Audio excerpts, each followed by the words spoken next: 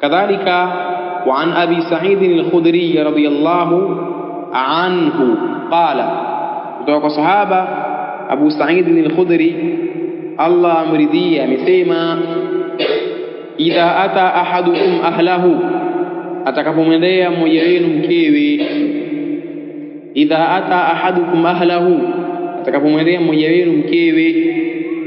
Thumma arada an yauda, kisha akataka kunini, kurejea kwenye kumwendea tena, baada ya time akataka ile kipindi cha pili kile. Faliyatawadda, na atawadhi. Faliyatawadda bainahuma wudu'an, atawadhi baina ya vipindi viwili hivyo, cha kwanza na cha pili, kabla ya time. Wudu'an, wudu, tawadhi wudu. Tulisema hunaka farqun baina alwudu'i walwudu'i. Ma alfarqu bainahuma? Naam,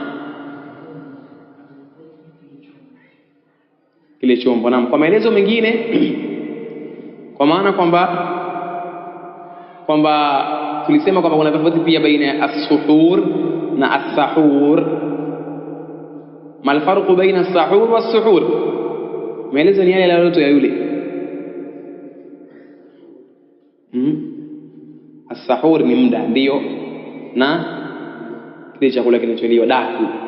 Kwa hiyo as-sahur ni ule muda wa kula daku, na as-suhur ni ile daku lenyewe.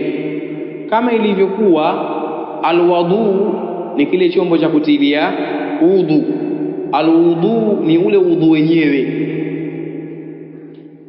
Haya, rawahu Muslim, amepokea hadithi ya Imam Muslim, mpaka hadithi ya Imam Muslim.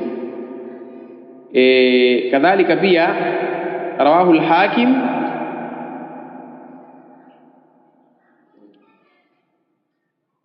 fa innahu anshatu lil'audi, ipokutia udhu kuna tia uchangamfu zaidi kwa ajili ya kule kurejea, wakapata nguvu ya hilo, kama anavyosema Waswahili, kwa na vibe na Kiswahili kinacho, ingawa kuna maelezo ya wanachuoni kwenye hilo mengi kwenye kuonesha ubora wa hilo, hata kiafya nzuri zaidi hilo jambo. Au kama una raundi zako 5 ndio uende ukaoge kwanza, haya pia sio haramu.